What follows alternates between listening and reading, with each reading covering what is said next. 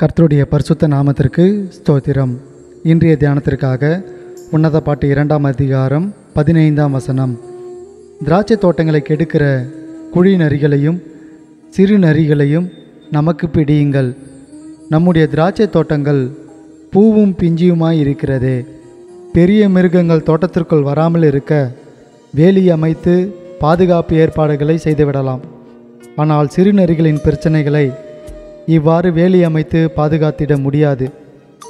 வேலியின் ஊடாக சந்துக்குள் புகுந்து திராட்சை தோட்டங்களை கெடுத்து செடிகளை முறித்து பழங்களில்லா கொடிகளை கடித்து அவைகளின் சாறை பிழிந்து குடித்து விடுகிறது. அதன் காரணமாக சாரமிழந்த திராட்சை கொடியானது காய்ந்து பட்டு போகிறது.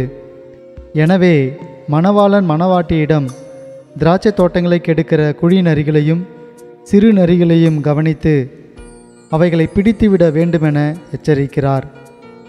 இந்த வசனத்தில் ஆவிக்குரிய விளக்கங்கள் அநேகம் உண்டு. அவைகளை குறித்து சற்று ஆழமாய் நாம் தியானிப்போம். வெளியரங்கமாய் தெரிகிற பாவங்களை நாம் எளிதில் கண்டுபிடித்து விடலாம். ஆனால் சிறிய பாவங்களை குறித்து நாம் எச்சரிக்கையாய் இருக்க வேண்டும். ஏனெனில் சிறிய பாவங்கள் எளிதாய் காணப்படுவதில்லை. ஆனால் அவைகள்தான் நம் வாழ்க்கை என்னும் பூந்தோட்டத்தை கெடுத்து விடுகிறது. ஒருவேளை நாம் விபச்சாரம் செய்யாமல் இருக்கலாம், ஏனெனில் அவைகள் வெளியரங்கமாய் இருக்கிறது. ஆனால் உள்ளத்தில் ஒரு பெண்ணை இச்சையோடு பார்த்தால் அதுவும் விபச்சாரத்திற்கு சமமாய் இருக்கிறது. உள்ளத்தில் எழும் தவறான எண்ணங்கள் சிறு நெறியைப் போல இருக்கிறது. அவைகளை தன் இஷ்டத்திற்கு விட்டுவிட்டால் நம்மை வெளியரங்கமான பாவத்திற்கு நேராய் இழுத்து சென்று விடுகிறது.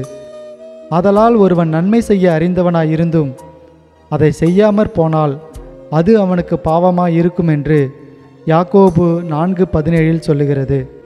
நன்மை செய்ய வாய்ப்பு கிடைத்தும் செய்யாமல் விட்டுவிட்டால் அதுவும் பாவமாய் இருக்கிறது.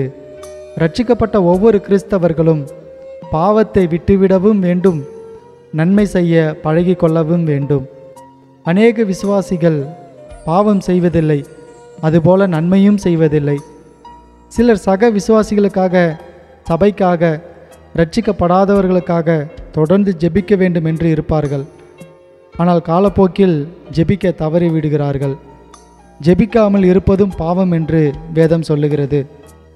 நானும் உங்களுக்காக விண்ணப்பம் செய்யாதிருப்பேனாகில் கர்த்தருக்கு விரோதமாக பாவம் செய்கிறவனாய் இருப்பேன், அது எனக்கு தூரமாய் இருப்பதாக என்று 1 சாமுவேல் 12:23 நாம் வாசிக்கிறோம்.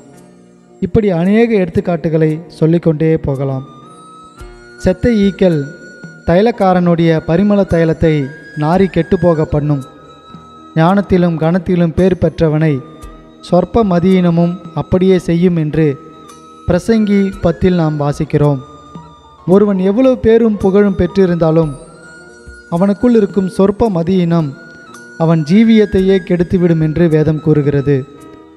நாம் ஒருவேளை கிறிஸ்துவுக்காக பல ஊழியங்களை செய்யலாம், ஆத்துமாக்களை அறுவடை செய்யலாம்.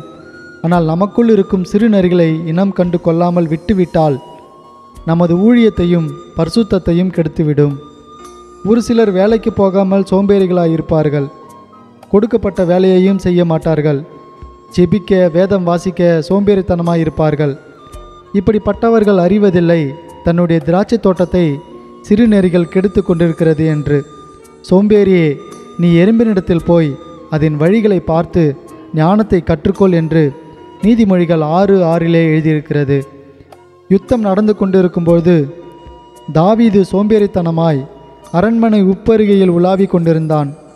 இந்த செயல் ஒருவேளை சிறுநெறியைப் போல சாதாரணமாய் தோன்றலாம். ஆனால் இதுதான் பச்சபாலிடம் விபச்சாரம் செய்ய வைத்து தாவீதை பெரிய பாவியாய் மாற்றியது. மனித சந்ததியே இன்று பாவத்தின் சாபத்திற்குள் இருக்க காரணமாய் இருந்தது ஆதாமும் ஏவாளும் கீழ்ப்படியாமை என்னும் சிறு நரியை தன் தோட்டத்திற்குள் அனுமதித்ததுதான் என்பதை மறந்துவிடாதீர்கள். இயேசு கிறிஸ்து பாவிகளையும் மன்னித்து ஏற்றுக்கொண்டார். ஆனால் மாய்மாலம் செய்தவர்களை பார்த்து உங்களுக்கு ஐயோ என்றளவா அழைத்தார். மாய்மாலம் பெரிய பாவமாய் தோன்றாமல் இருக்கலாம், ஆனால் அது ஒரு சிறு நரியைப் போல நம்முடைய திராட்சை தோட்டத்தை கெடுத்து விடுகிறது. அன்பிற்குரியவர்களே, பூவும் பிஞ்சியுமாய் இருக்கிற வாலிப பருவத்தினரையே பிசாசு அதிகமாய் தாக்க முற்படுகிறான். ஏனெனில் வாலிபத்து நாட்களிலே பாவத்தில் விழுந்துவிட்டால் ஆண்டவருக்காய் பெரிய காரியங்களை செய்யவும் முடியாது, வாழ்வில் முன்னேறவும் முடியாது என்பதால் வாலிபர்களை குறிவைத்து பிசாசு சிறு நரிகளாய் திராட்சை தோட்டமாகிய சபைக்குள்ளும் குடும்பத்திற்குள்ளும் புகுந்துள்ளான். அவனை வெளியேற்ற பெற்றோரே, ஊழியர்களே கவனமாயிருங்கள். பெற்றோரே உங்கள் வாலிப பிள்ளைகளை எப்பொழுதும் கருத்தாய் கவனித்து கொண்டே இருங்கள். வாலிப சகோதர சகோதரிகளே, நாம் இந்த பூமியில் வாழ தேவன் நமக்கு நல்ல சந்தர்ப்பங்களை கொடுத்ததற்காய் ஆண்டவருக்கு நன்றி செலுத்துங்கள். கர்த்தர் உங்களை குறித்து பெரிய திட்டத்தை வைத்துள்ளார். அதை அறிந்திட பெற்றோருக்கு கீழ்ப்படியுங்கள். அவர்கள் உங்களுக்கு என்றுமே தவறானதை சொல்லித்தர மாட்டார்கள். அவர்களை காட்டிலும் நீங்கள் அதிகமாய் ஒருவேளை படித்திருக்கலாம், ஆனால் அவர்கள் அனுபவ பாடம் படித்தவர்கள் என்பதை மறந்து போகாதேயுங்கள். நீங்கள் மேல்படி ஏற ஆசைப்பட்டால் பெற்றோருக்கு கர்த்தருக்குள் கீழ்ப்படியுங்கள். என கண்பானவர்களே, சிறு நரிகளை இனம் கண்டு கொண்டு அதிலிருந்து நாம் வெளியேற முடியாமல் தவித்து கொண்டிருக்கலாம். கவலைப்படாதீர்கள். இயேசு கிறிஸ்துவின் இரத்தம் சகல பாவங்களை நீக்கி நம்மை சுத்திகரிக்கும். எனவே இயேசு கிறிஸ்துவை சார்ந்து கொள்ளுங்கள். பரிசுத்த ஆவியானவர் நமக்கு விடுதலை தருவாராக. ஆமேன். அல்லேலூயா.